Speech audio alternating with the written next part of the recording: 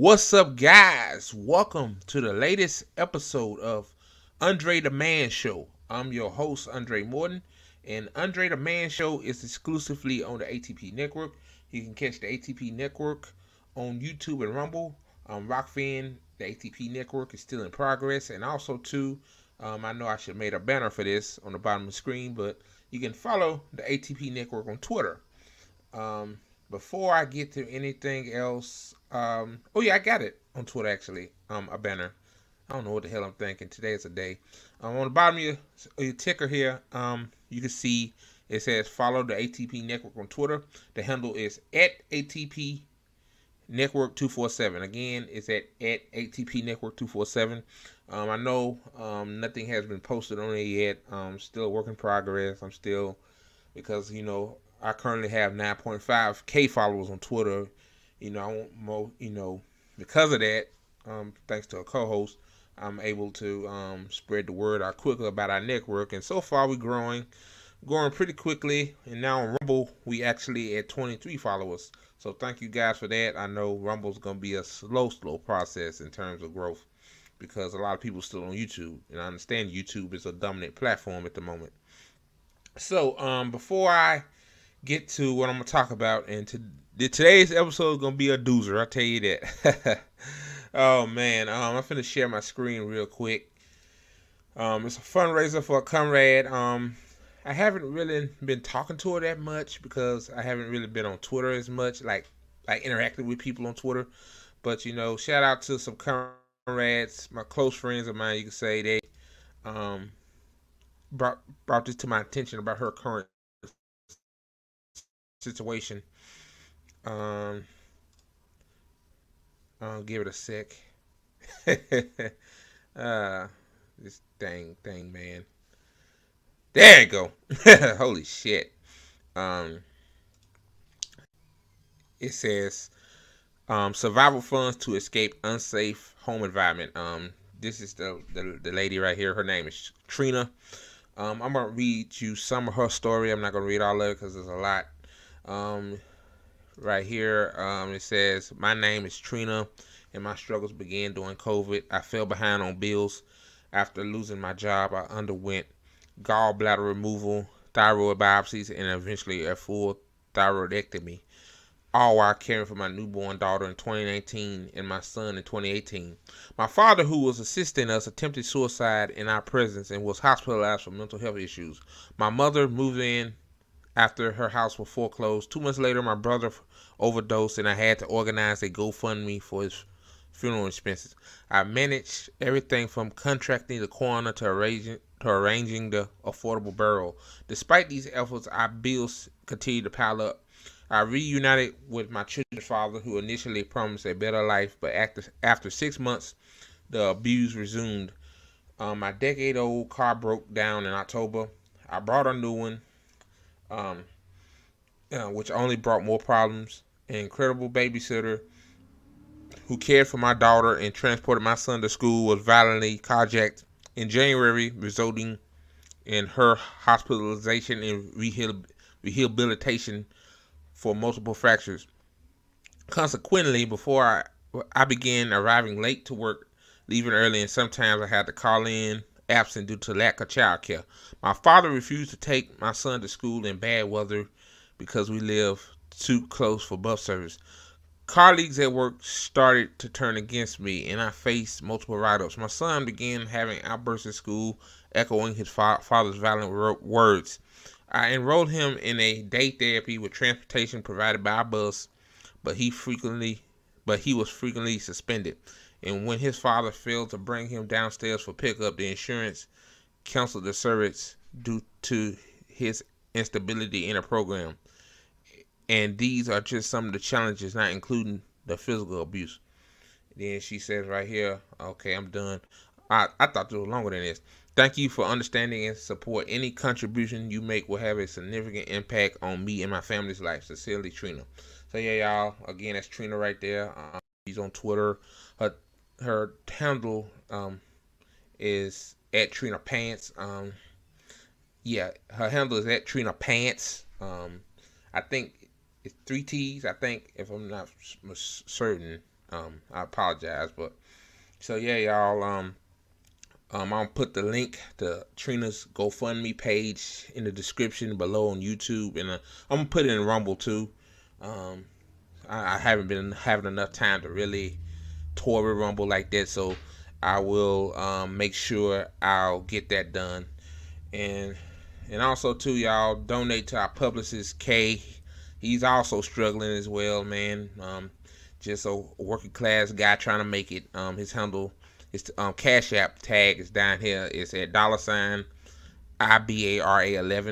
And oh yeah, and also too, the goal for Trina's fundraiser is $2,000. She said 1,500, but yeah, everything is so fucking expensive these days. You need much as you can. So, oh yeah, and also too, thank you guys for the $95 raised so far in less than 3 hours. That's amazing. $95. Shout out to Martin and this other guy, Jason Gregory. Thank you guys for the donations. Y'all some good people. So yeah, y'all. I got that out the way. So what I'm gonna talk about today. Let's talk about Israel's economy. Karma's a motherfucker. Oh, Israel's economy. Due to the boycotts and due to other states, other countries saying, no, we can't fuck with you anymore because you're a genocidal fucking crazy ass area. So I'm finna share my screen real quick. And I'm gonna read it. It said the end of Israel's economy. I hate that motherfucker right there. That evil piece of shit. He deserves whatever the fuck he get, man. I'm finna read this part right here. This is the most important part. The top part, the beginning of the article, is just talking about the summary of what happened since October 7th. Even though we know occupations started before October 7th. October 7th was the big day. But anyway, I'm going to read this. It says the economic indicators speak on nothing less than an economic catastrophe. Over 46,000 businesses have gone bankrupt. Tourism has stopped. Israel's credit rating has lowered. Israeli bonds are sold at the price of almost junk bond levels, and the foreign investments have already dropped by 60% in the first quarter of 2023. As a result of the policies of Israel's far-right government before October 7th. Show no prospects of recovery. The majority of the money invested in Israeli investment funds was diverted to investments abroad because Israeli do not want their own pension funds and insurance funds or their own savings to be tied to the state of Israel. This has caused a surprising stability in the Israeli stock market because funds invested in foreign stocks and bonds generated profit in a foreign currency, which was multiplied by the rise in the exchange rate between foreign currencies and the Israeli shekel.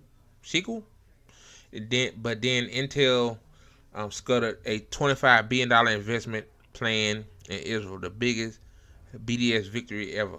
I use Intel. First of all, fuck Intel. But second of all, this right here, 46,000 businesses have gone bankrupt. Tourism has stopped. That right there. When it comes to the stock market investments, I don't really give a fuck about that. Because of Israel being evil villain, Israel is it's a shit stain on the world at this point. And to be honest with you, man, I do not feel sorry for the Israeli government. Benjamin Netanyahu, he deserved this. Everybody sees what y'all doing. Y'all obviously don't want a ceasefire. You're trying to start a war with Iran. You want the U.S. to get involved. And hell, even you, Benjamin Netanyahu, your lying ass, saying that Iran was trying to assassinate Trump. So you want things to keep on going as planned. You want more money and weapons to go to kill innocent Palestinian babies. And if you're American in this country and you know what's going on, man, you should feel like, I know most of us are pro-Israel, but the motherfuckers that don't care, you should feel really, really ashamed. Like, I feel embarrassed to be American. I'm embarrassed. I have foreigners, people from other countries talk to me all the time on social media. I feel ashamed to say where I'm from because they know that the United States is perpetrated in this fucking genocide. I'm finna continue to read. Right here it says the crisis strikes deeper at the means of production of Israeli economy. But these are all financial indicators. But the crisis strikes deeper at the means of production of Israeli economy. Israel's power grid, which was largely switched to natural gas, still depends on coal to supply demand. The biggest supplier of coal of Israel is Colombia, which announced that it will suspend coal shipments to Israel as long as the genocide was ongoing. After Colombia, the next two biggest suppliers are South Africa and Russia. Without reliable and continuous electricity, Israel will no longer pretend to be a developed economy. Server farms do not work without 24-hour power, and no one knows how many blackouts this Israeli high-tech sector could potentially survive. International tech companies have already started closing their branches in Israel. So, oh shit. So shout out to Colombia, man. I think Mari, one of my comrades on Twitter, Mari, she's from Colombia. Shout out to Colombia, Mari. Genocide equals no coal for you. Anyway, we need to get off coal. We need to get to green renewable energy. But that's another story for another day. But anyway, South Africa and Russia stop supplying coal to Israel. That right there, if South Africa and Russia stop supplying coal to Israel, I bet you the motherfuckers start genocide down. See, you gotta use force. I know a lot of people say the United States could stop sending, could end the weapons embargo on Israel. Yes, but they need, everybody needs power. I'm pretty sure power over weapons, right? So yeah, again, South Africa and Russia, y'all need to enter the chat. Stop it. Stop sending coal. Just saying. It says Israel's reputation as a startup nation depends on its tech sector, which in turn depends on highly educated employees. Israeli academics report that joint research with universities abroad has declined sharply thanks to its efforts of student encampments. Israeli newspapers are full of articles about the exodus of educated Israelis. Professor Dan Ben David, a famous economist, argued that the Israeli economy is held together by 300,000 people, the senior staff in universities, tech companies, and hospitals. Once a significant portion of these people leave, he says, we won't become a third world country. We just won't be anymore. Yeah. So basically, this professor is saying Israeli economy is held together by really a few fish, and if those fish leave, then Israel become a dystopian. It's already imaginary. Israel's an imaginary state, but it'll become super dystopian shit. It says data on the actual numbers of Israelis leaving the country is confusing and self-contradictory. In a time of great uncertainty, when Israeli newspapers are pumping disinformation about a global wave of anti-Semitism, as if Jews will be more at risk in Europe and North America than they are in Israel. Many Israelis are still opting for immigration. Families are taking extended vacation, and other Israelis explore options for work and study abroad. Still, the estimates of the number of Israelis who already left is very, very wildly. Yeah, even the fucking people of the imaginary state, the citizens of the imaginary state, are leaving that shithole. Hell, I don't blame them. It's not a shithole. It's really Palestine, but Israel occupied it illegally. But yeah, y'all know what I'm saying. Benjamin Netanyahu is a shithole. That's what I'm talking about. Them people say shit. I taking an extended vacation. Hell, I don't want to be I don't want to be in this mess. This genocide. Hell, I don't blame them. I'm finna read this. A few more. The two sectors of the Israeli economy do not report a crash are the armed companies, which are reporting high sales. Of course, they're reporting high sales. Thanks to the fucking United States and Germany, I think. Yeah, fuck you too, Germany. Although most of them are domestic arming genocide.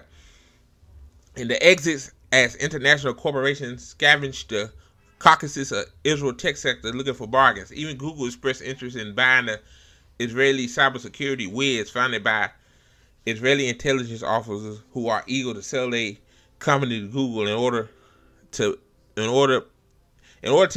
be able to leave Israel.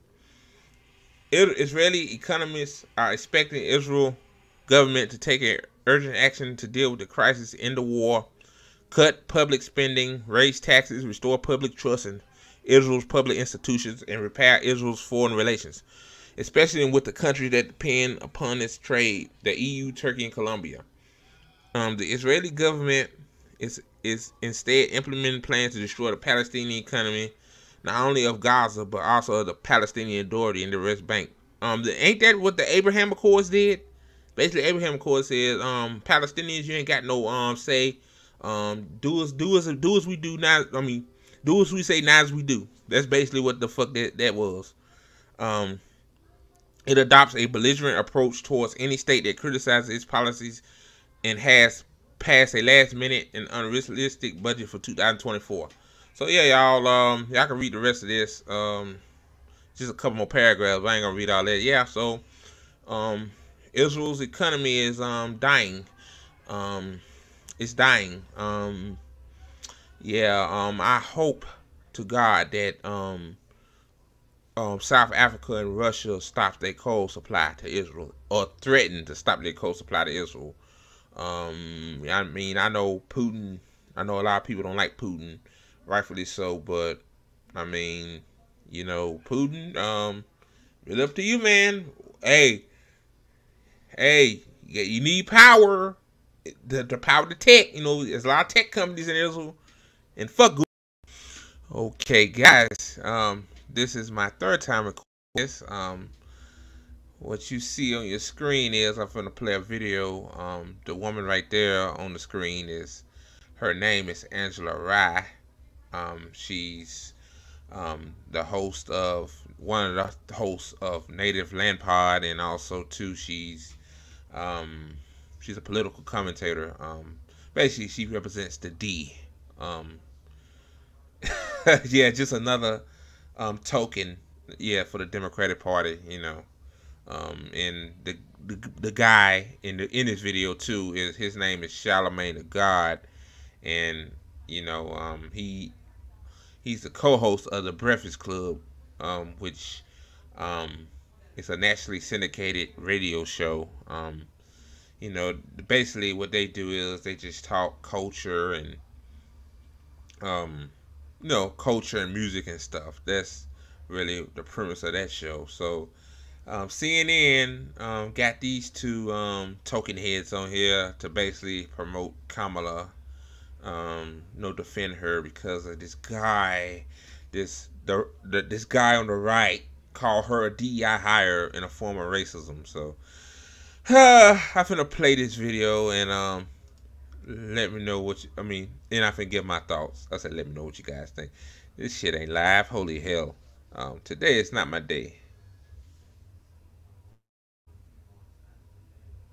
Of Native Land podcast, also with us, Charlemagne the God, a co-host of the popular iHeartRadio show, The Breakfast Club. Also the author of the new book, Get Honest or Die Lying, Why Small Talk Sucks. There it is. There it is. Everybody run out and get it. Angela, already conservatives are making comments aimed at Vice President Kamala Harris's race. Listen to what Republican Congressman Tim Burchett told CNN today. Biden said, first off, he said he's going to hire a black female for vice president, and that he just skipped over. What about white females? What about any other group. It just, when you go down that route, you take mediocrity, and that's what they have right now as a vice president. Are you suggesting she was a DEI hire? 100%. She was a DEI hire. Okay, before they give their thoughts on that, I could use the same logic for Barack Obama. Why Barack Obama didn't hire a black man to be his running mate? He got Joe Biden, who was a white man, because in this country, unfortunately, you got to appeal to everybody. So I guess if Barack Obama had him and another black guy, he wouldn't won, but that's the way America it is. Oh yeah, and Kamala picked Tim Walz because it's just like reason why Obama picked Biden.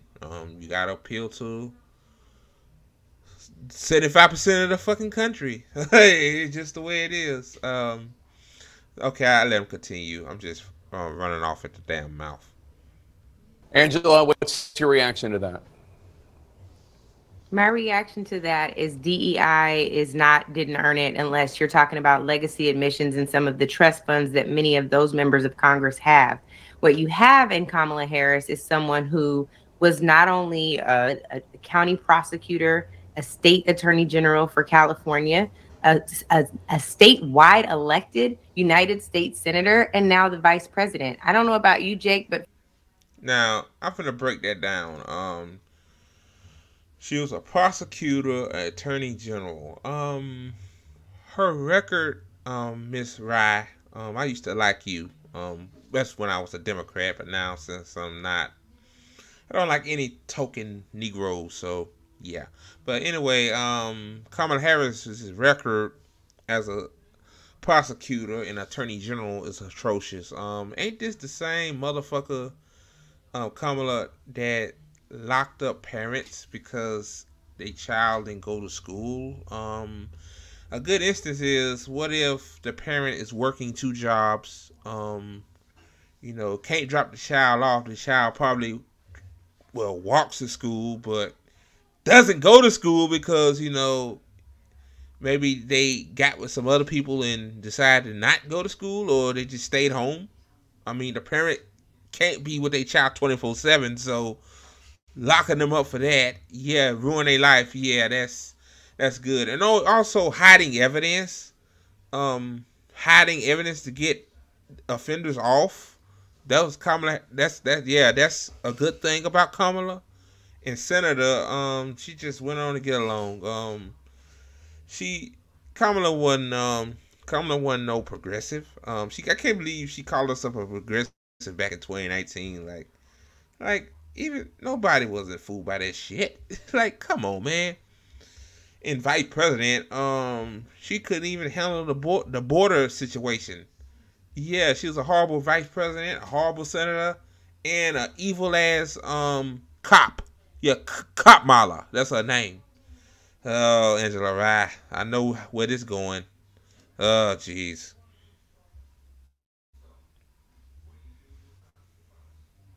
For the track record for most of our vice presidents, she's pretty much on par. So I would argue that it is in fact not mediocre. What is showing in this clip is this man's racism. It's very clear that he has compared blackness with mediocrity, when many of our folks in our community know that we have to be twice as good and 3 times as qualified. And that is what you have in Kamala Harris.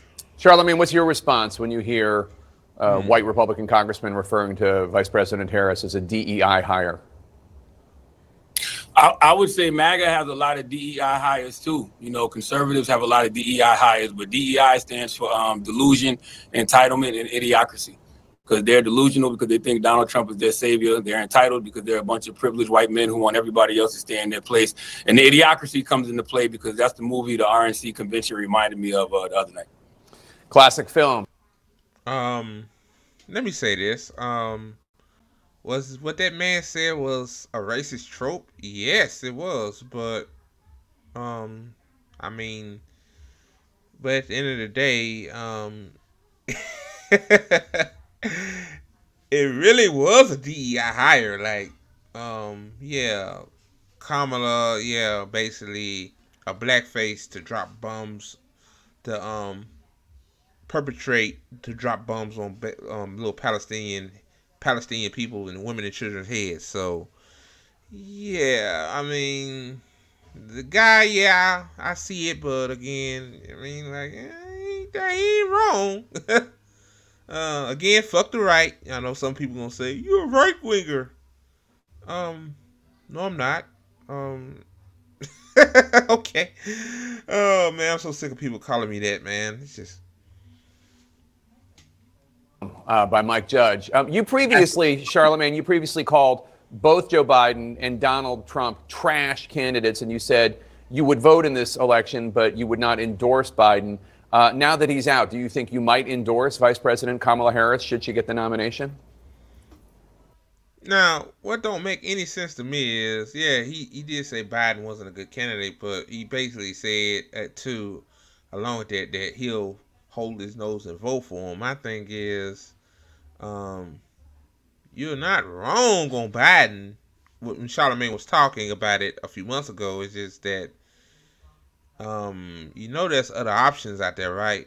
Charlemagne the God, like, you could have got Jill Stein on the Breakfast Club. You could have got Claudia Dela Cruz. Nobody talks about her. I ain't gonna get into that. And also Cornel West. People know who Cornel West is. Why you get Cornel West on? Maybe have him on. Maybe he'll change your mind not to vote for the duopoly.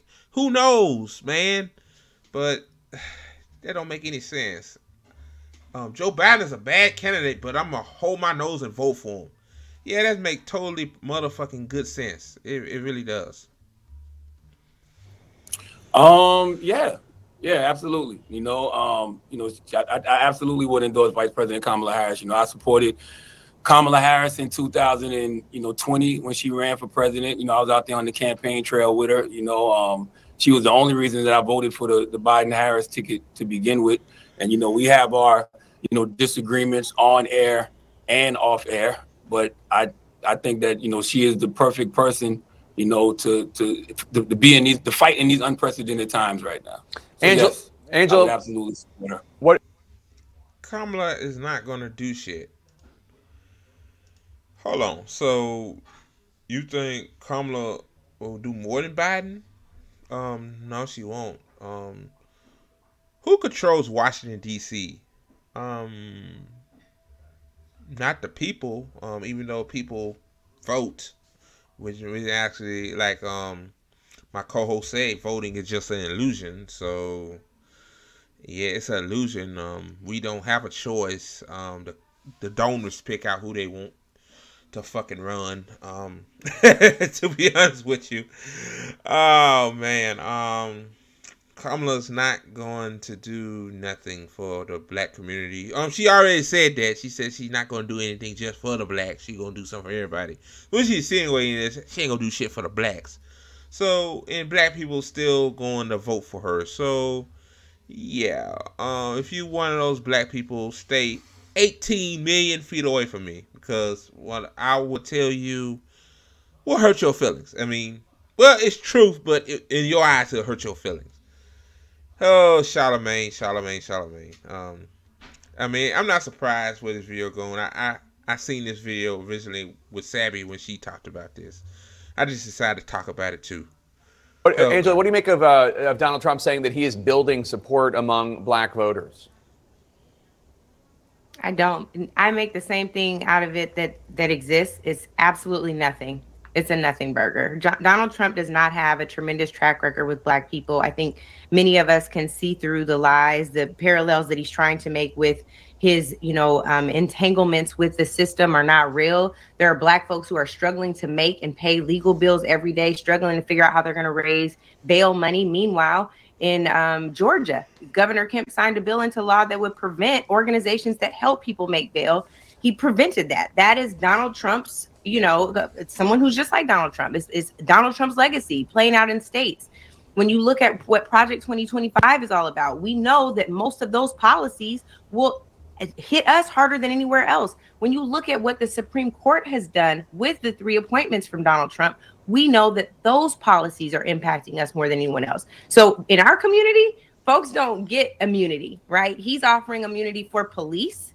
for law enforcement, and he has immunity himself. That's something that we don't ever have. In fact, we are guilty until proven innocent in our community. So there's no there. I think that at best, he gets 16% of the black vote, and I think even that's a stretch. I'm gonna end it right there. Well, now I'll play it a little bit more, but this Sabby Sab stopped her video at. I guess Sabby just got sick of the bullshit from both of these clowns. But anyway, 16% of the black vote, Angela, 16% is a lot for a Republican nominee. Like, I don't think no Republican nominee got that much ever. I don't. Now, 2020, Trump didn't get 10%. I think in 2016 he got what, 9% or something like that. So yeah, obviously to me it's like you see that the Democrats are failing the black community, but I think what you're saying is that Trump oh man, yeah, it's true that some black men are switching from Democrat to Republican.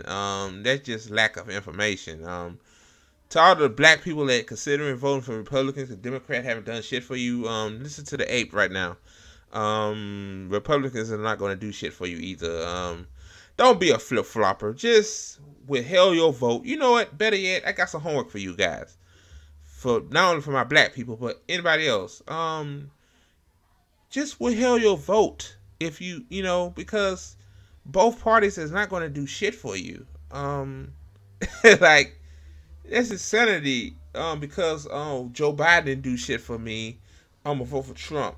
Trump do for me, then what? 2008, Gavin Newsom. Then Gavin Newsom do shit for me. Then fucking JD Vance, which I doubt JD Vance is a joke. But I'm just saying, like this flip flopping shit. Your life is not improving. Grocery prices is high as fuck. Because due to both of these parties, especially Biden he's still president. People probably think Kamala's not president. She's running as president. Biden's still the president. Even though his brain is his brain is good. Food prices are still high. They will continue to be high under Republican. So. Yeah, and again, 16%. That's bad. That's bad for Democrats. Really, none of these parties should get 0% of the black vote. Zero, goose egg, because they don't do shit for us, black people. I'll play a little bit more of this, and I'll call it quits. Shit get on my nerves already. Angela, Vice President Harris's advisors say that her campaign is going to lean heavily into the choice between her as a prosecutor and Donald Trump as a convicted felon. Do you think that's wise? Is that what voters want, a prosecutor? I think there's never been a time where voters would want a prosecutor more. You have someone who has a proven track record, again, as a prosecutor, as a state's attorney, as an attorney general, rather, and she has demonstrated that. What, a track record of locking black people up for marijuana violations, locking people up for their kids not going to school? That's bad. And you the same one on here earlier that said that black people are we are guilty of proven innocent. Well, Kamala thinks the same thing about us as a cop. So yeah, you sounding very conflicted, Angela. You on that cap. And I seen that podcast of y'all's, you and what that woman name? Fuck, I forgot her name. And Andrew Gillum. Yeah, y'all full of cap, man. Just another tool to lure black people to vote Democrat. That's all your podcast is. Oh man, I'm done with this. I'm done. Oh man, it took me 3 times to record this shit. Hell, I guess even my computer and StreamYard said, "Hey, this is maybe fate told me, hey, don't listen to this shit, man." Oh man, Oh man, that right there was just a showing of them trying to convince people to vote for Kamala. Oh, Kamala has a proven track record as prosecutor. Yay! Yay, a prosecutor, a convicted felon. Oh my God, man. Deeply unserious people. Both of those people, deeply unserious. Okay, guys, last story to talk about. Last news story. This is from Monday Weeks. Oh yeah, that one about Israel's economy is from the same article. Shout out to them, man. I need to start depending more on these independent websites, Al Jazeera, Monday Weeks of the world. Stop looking at CNN because that garbage is nothing but fucking propaganda. So anyway, it says Minnesota activists criticized Tim Walz for refusing to meet with Palestinians. First of all, before I read this, I obviously could say this: Tim Walz is a fucking Zionist. He's just one of those Zionists that said we need a two-state solution. You know, that's Tim Walz is. I'm finna read this. It says last month, Minnesota governor and soon-to-be vice presidential nominee, well, he is the nominee now, Tim Walz was scheduled to meet with Palestinian families who lost relatives in Gaza. However, the face-to-face never took place. I wonder why. Interesting. According to several activists in Minnesota, after the contingent showed up at the governor's office, they were first to meet with the staff. Once they explained that they weren't just going to share their stories, but also press for excuse me, I'm tired. For policy changes, the meeting was abruptly canceled. So you promise activists that you're gonna meet with the Palestinian families, then all of a sudden the meeting was canceled. Interesting. Maybe was it because you were going to be a running mate to another Zionist? Maybe that what that is. Interesting. Monday, we spoke with Sana Walz, a member of American Muslims for Palestine in Minnesota, about the council meeting and Walz's record on Israel and Palestine activism in the state. Let me see. Monday, we said, before we get what happened with the abrupt cancellation, can you talk about how the meeting with Walz was set up and how long it took about? And I think Sana Walz said it took 10 months for CIAR Minnesota to set up a meeting. Palestinian families from Minnesota have been trying to arrange a meeting with Governor Walz. We had been calling, we've been emailing your name for it for over 10 months since the genocide began, to no avail. He was never, not once, decided to sit down to meet with a Gazan family. He refused all attempts to sit down and talk to any of us. And he has refused to meet with a single mosque here in Minnesota about what's going on, what's happening in Gaza. But on the flip side, he rushed immediately after October 7th to go to the synagogues, to go to a Stand With Israel rally, to order flags to be flown half-staff and honor other Israeli victims. Oh, so this jackass can to try to avoid having a meeting with Palestinian families, but his Zionist having ass can go to synagogues and go to a Stand With Israel rally. But more example of him being a Zionist, but you got some of the boutique left capping for this guy like he's the next up and coming of Bernie Sanders or some shit. But hey, well, at least he got policies done compared to Bernie Sanders, which just talked about it and say Joe Biden his friend and abandoned his movement. So basically it says, so we clearly see that he has the capacity to show up for his constituents. It's just a matter of which constituents. Yeah, the pro-Israel constituents, obviously, because, you know, that's why the meeting got canceled, because I guess he got that call from Kamala saying, hey, you gonna be I pick you to be the VP running mate. So, you know, I'm a Zionist too, so don't go to don't do anything you know, don't do anything with the Palestinians. That will happen. Then it says here, he has never, not once, decided to sit down with the Gaza family. Oh, this is the same thing. Okay, he refused to. Yeah, this right here, y'all. I'm finna highlight it. This is who Tim Walz is. He's a fucking Zionist. So if you on the left, you should not defend this motherfucker because he did some good for the state. Yeah, it's good. Nobody's denying that. But again, if like the hard line for me is either you support a permanent ceasefire and a one-state solution. That's my hard line. Apparently, this motherfucker, he said that the killing need to stop, and he said a two-state solution. Tim Walz, so deeply, deeply unserious. I'm finna read a little bit more, then I call it quits. So yes, the CAIR, Minnesota, and Palestinian families have been reaching out to Walz for months and trying to get a meeting with him. Man. And every single time the meetings have been refused. Finally, on July 9th, a meeting was scheduled. He finally accepted the meeting request, but it had to be a small, closed meeting with Palestinian families. So, CAIR Minnesota reaches out to AMP Minnesota and other Palestinian families, including those who have specifically lost relatives in Gaza. It was myself and my colleague Teha Hezbollah, who is a Palestinian activist with AMP National. He's the outreach and grassroots organizer. He was also on the Parks and Recreation Board for the city of Columbia Heights.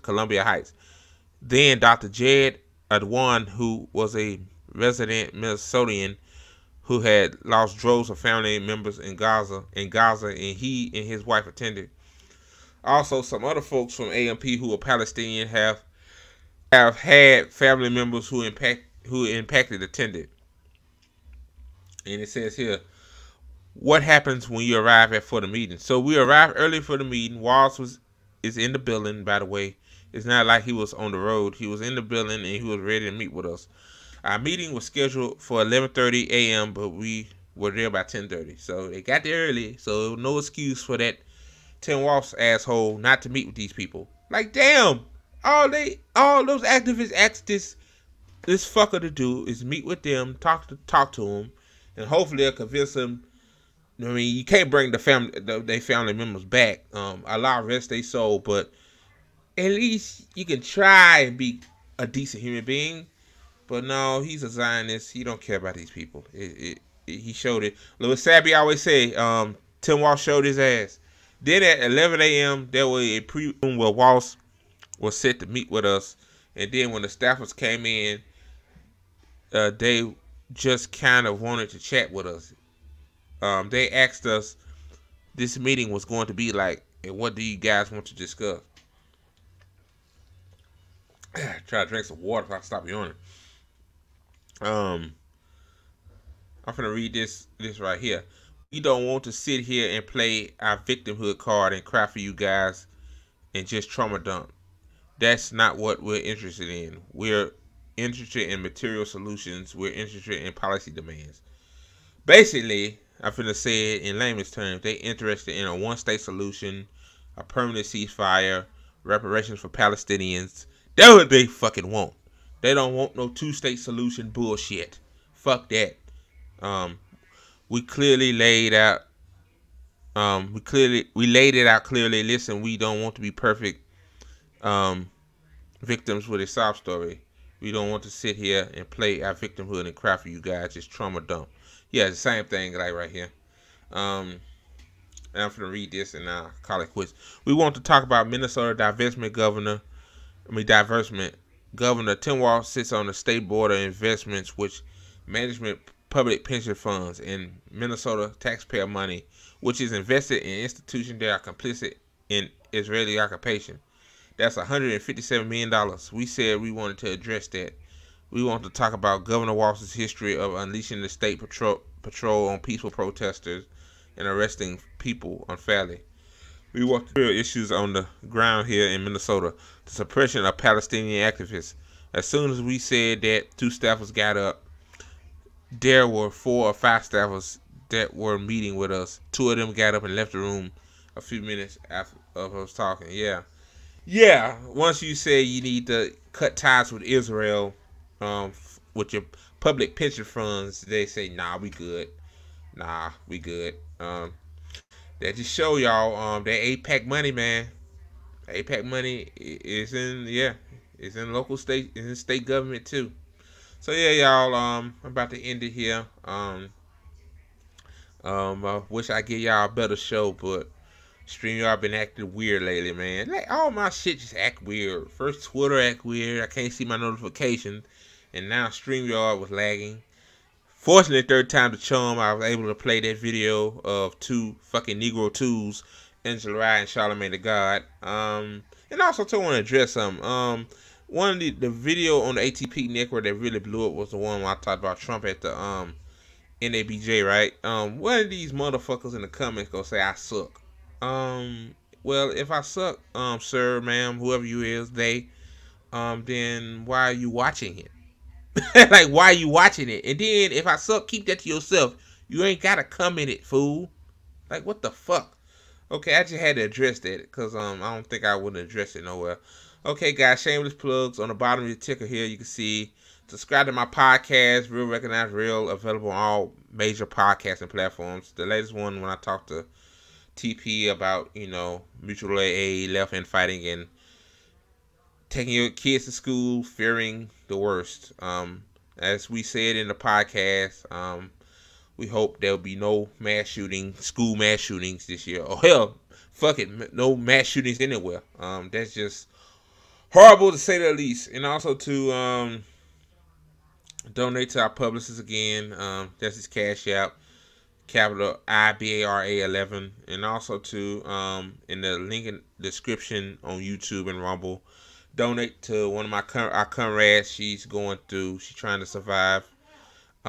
Trina. It's a link in the description. GoFundMe. We already raised $95, which is amazing.